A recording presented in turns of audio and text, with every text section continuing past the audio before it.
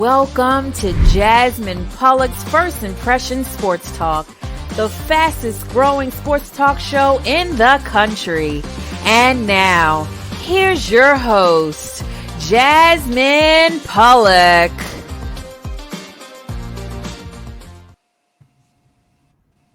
Welcome back, everyone, to Jasmine's First Impression Sports Talk. I hope you guys are having a wonderful night. To start with the night, we're going to talk about the NFL, and we're going to talk about which rookie quarterback we're going to see first out of the 49ers, out of Bears, and out of the Patriots. So I want to start with you, Eddie. Since you are a Bears fan, do you think we'll see your rookie quarterback out of Ohio State? Are we going to see him first, Justin Fields?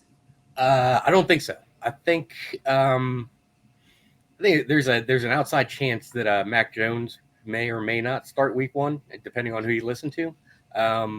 But I either way, even if that wasn't the case, I don't think it's going to be Justin Fields first.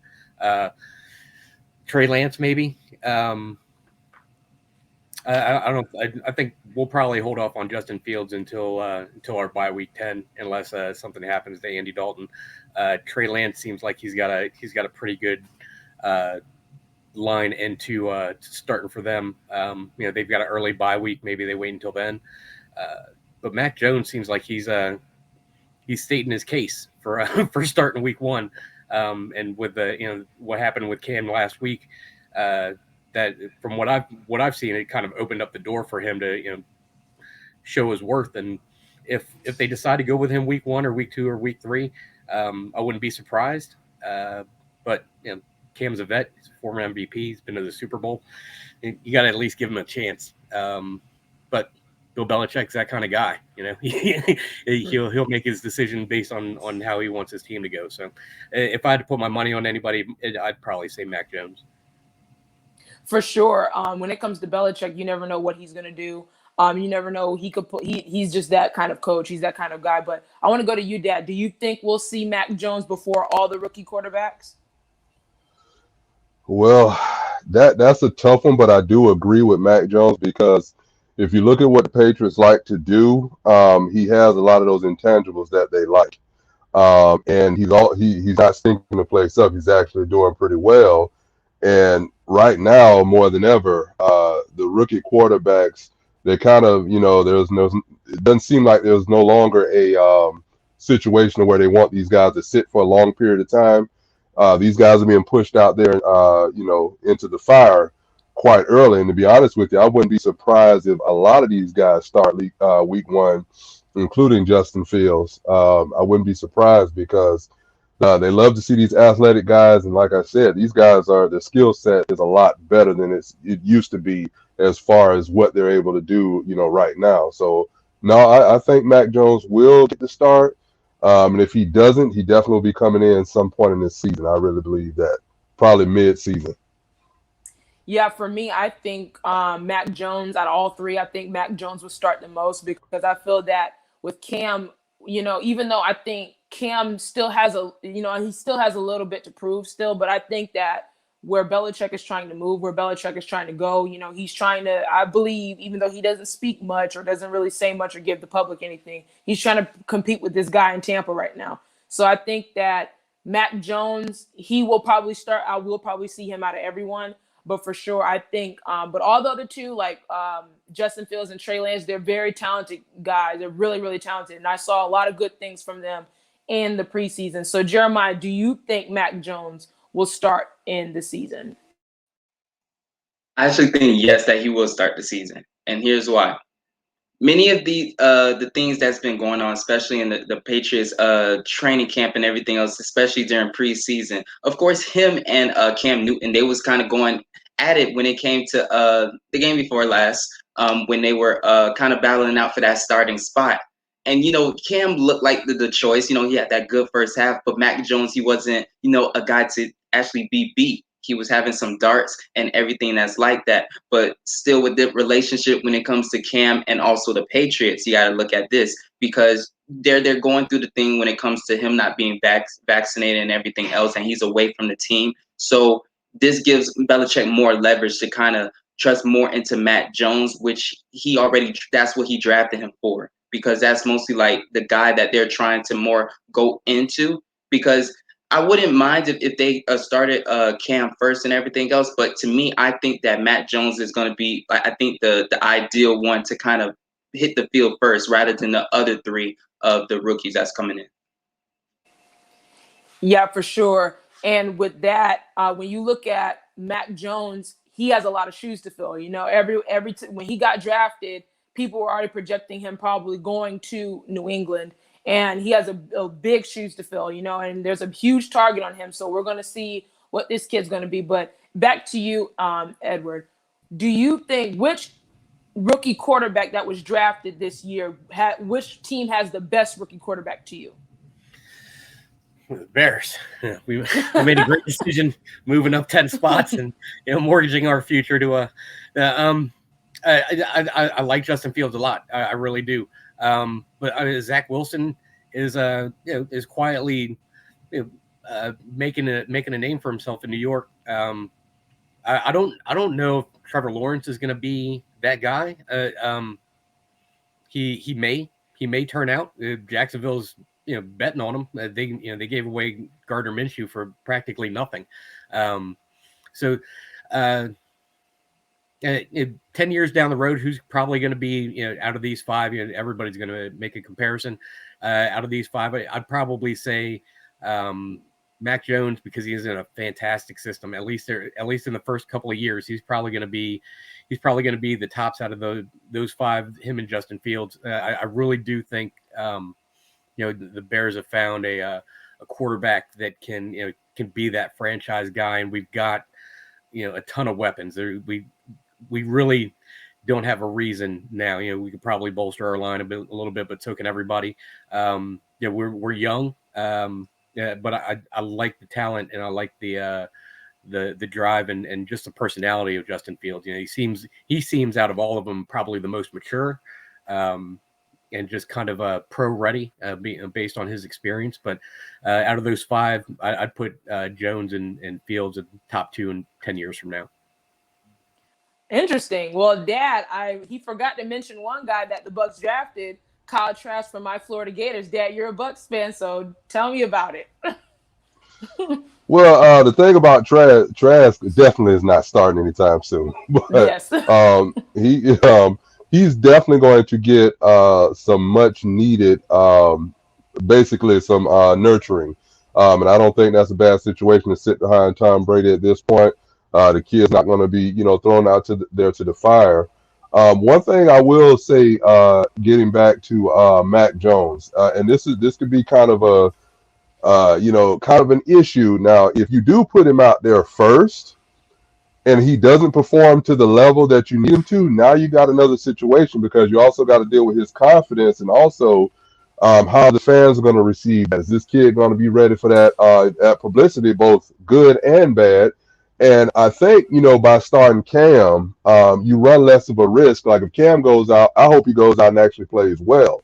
But if you start Cam and he starts to struggle and then you bring him in, then it's a much better look as far as I'm concerned. But if you bring the kid in and throw him to the fire too early, and I know nowadays they're putting these guys out there so quick, and sometimes that can be to their detriment, because it is important for them to actually learn the system. But I wouldn't be surprised, to be honest with you, with some of these more athletic guys like Trey Lance and like Justin Fields.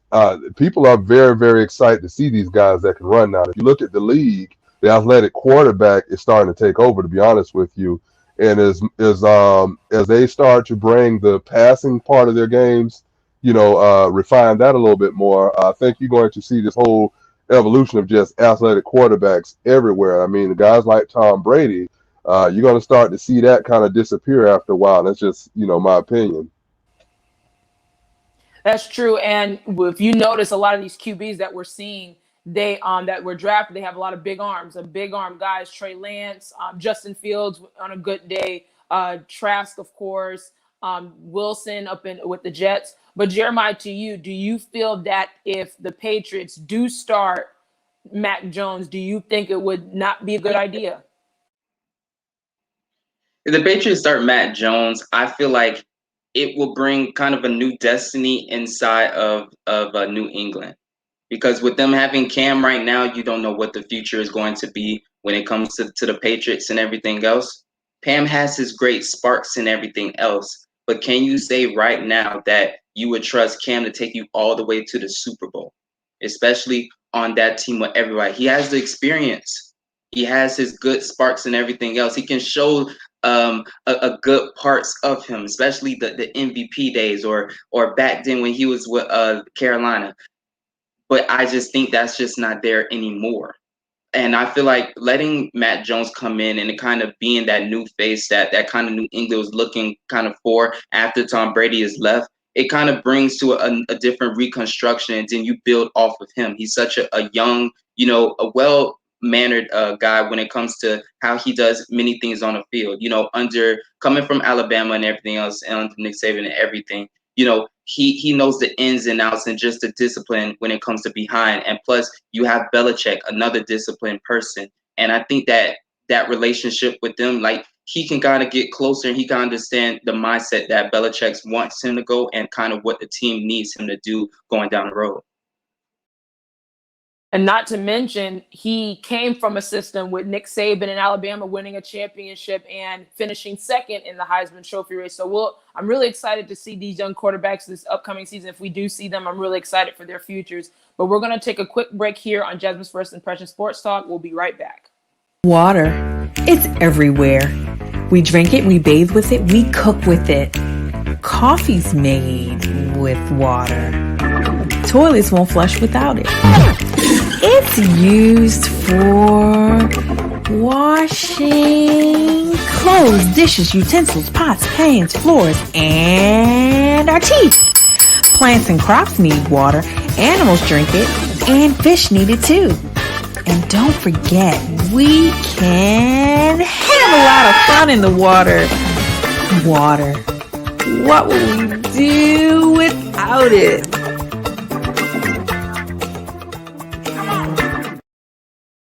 You're watching Jasmine Pollock's First Impression Sports Talk. Stay in touch with Jasmine on her social media channels to see videos, featured guest interviews, and much more. Find Jasmine on LinkedIn by searching Jasmine Pollock. On Instagram, it's at GameSpace_sports.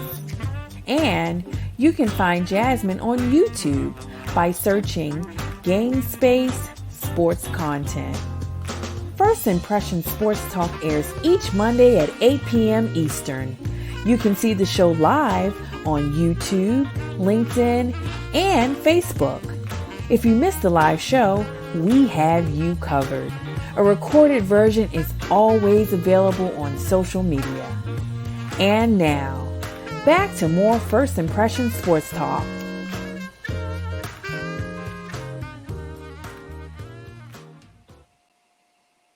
Welcome back to Jasmine's First Impression Sports Talk. I'm your host, Jasmine Pollock, and we're going to look into some NFL preseasons, and let's take a look at this highlight reel. In this week's highlights, we'll focus on two teams, the Tampa Bay Buccaneers and the Green Bay Packers. First, for the Bucs, it was the Bucs versus the Houston Texans. The Bucs had two 90-yard drives for touchdowns in the first quarter. Here's the first one. Tom Brady throws a 24-yard touchdown pass to Chris Godwin. This put them up 6-0. About the only thing that didn't go right on that drive was the extra point. It was blocked. Now, let's fast forward to the third quarter. Kyle Trask, the second-round draft pick from my Florida Gators, throws a 20-yard touchdown pass to tight end Corey McElroy. The Bucs look good in a 23-10 win over the Houston Texans. Okay, you know my favorite team is the Green Bay Packers. They didn't look good against the Buffalo Bills. I mean, the Pack looked awful. Bills' opening drive, Josh Allen fires a 31-yard touchdown pass to Gabriel Davis. Bills up 7-0. And Packers fans, it just didn't get any better. Take a look. Still in the first quarter, Jordan Love scrambles and just throws it up for grabs in the end zone. The Bills' Micah Hyde intercepts it, a former Packer. Okay, so I think you get it.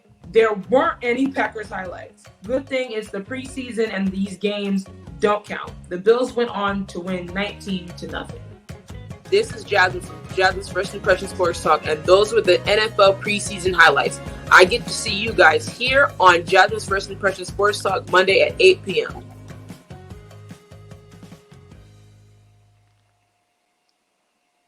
Welcome back, everyone, and those are the NFL preseason highlights for this past weekend. Heading into the next segment, we're going to talk about Russell Westbrook. Now, we know that Russell Westbrook is one of the great point guards in this league today that we've seen, and he was recently traded to the LA Lakers to compete with LeBron James and Anthony Davis to compete with the championship. Now, there's always the question of, will this fit work? That's been the question since this trade has happened. We're going to see this upcoming season. So to start with you, Dad, do you think Russell Westbrook is overrated? Do you think that Russell Westbrook is he's underappreciated? And do you think that this fit can work with the Lakers? Well, first and foremost, I'll say I definitely don't think Russell Westbrook is overrated, and that he consistently he's getting paid. So I don't think he's overrated at all. I think he's one of the most athletic, strong point guards that we've seen in the league. Kind of fits an old school mode, very explosive guy. The only thing is what Russell Westbrook is the Lakers getting now. With LeBron, if you notice that throughout his career, he's been able to get the best out of key players. And I do think that this is going to do wonders for Westbrook's career, because now he has to understand what's at stake here. And I think just the way LeBron plays the game is going to change him, because is it going to be a situation where LeBron is bringing the ball up the court? Is he going to be the traditional point guard? Or is it going to be Russell Westbrook, or are they going to share that load? I think that's the biggest question. And now with the rumors of Rajon Rondo coming back, who I think's the best fit for the Lakers, because he knows how to operate the offense on a level without having to score at a high level, but he's a consistent scorer when he needs to. I think that's going to be the bigger question, is how is that all going to fit? I think they have the pieces, but it's just what Russell Westbrook are they getting?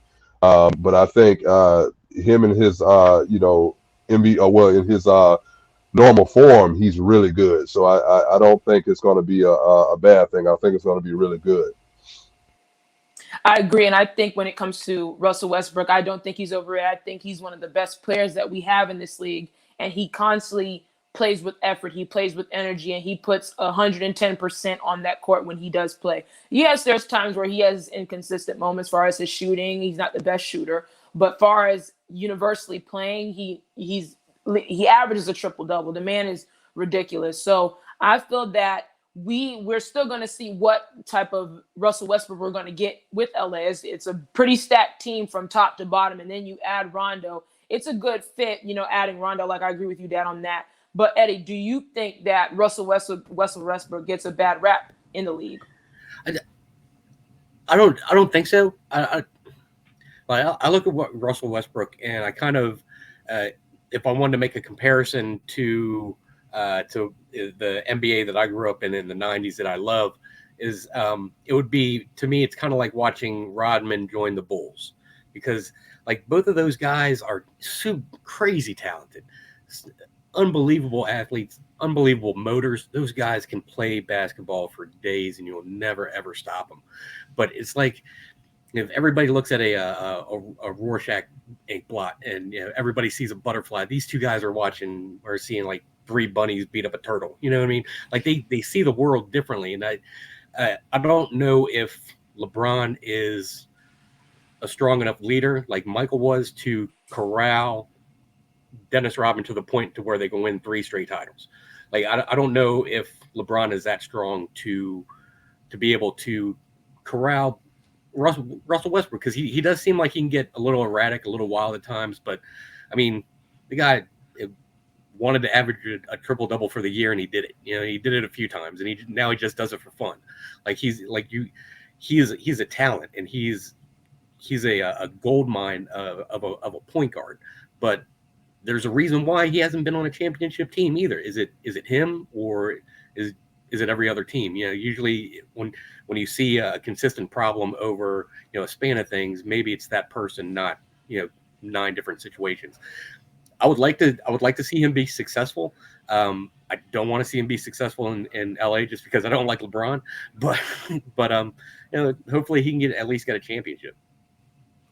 Yeah, I really, and what LeBron has, he has everyone's wanting to see Melo and Russell get them a ring. So we're gonna definitely see. So to you, Jeremiah, do you think what Eddie was saying? Do you think that Westbrook? Do you think it was Westbrook's fault that a lot of this stuff happened with him not being successful with other teams? To me, Jasmine, I would say really no, because let's kind of go down his timeline when it came to everything that's like that. Let's first start at OKC. I'm gonna tell you who's the real leader on that team. I would say it was Westbrook. Not saying he was the best leader, but at the same time, he was the one to take charge. That's why when it came to OKC and a lot of different things, he was more beloved a little bit more than kind of KD was.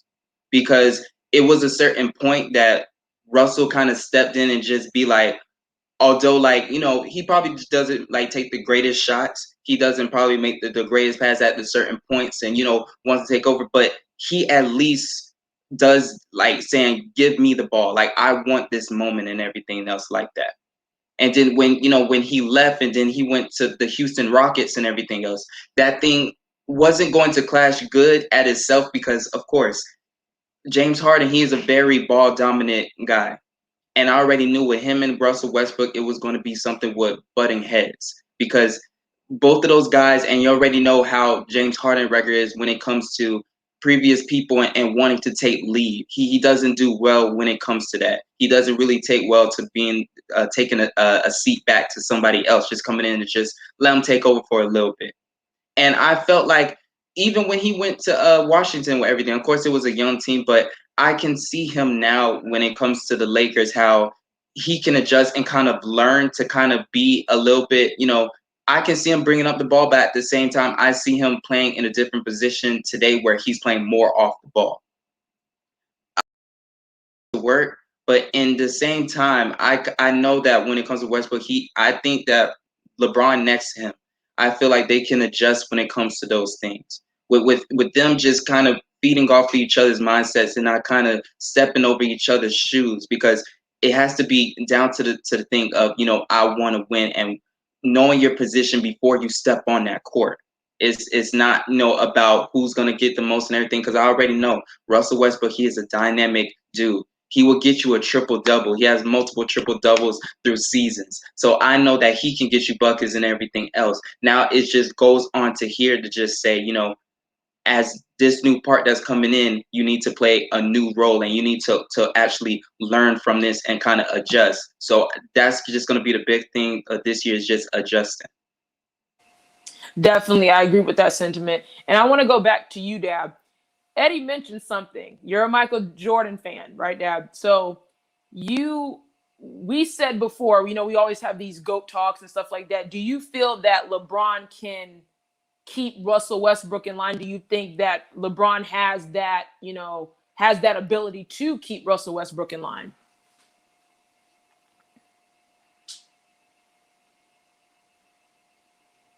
Going to Dad.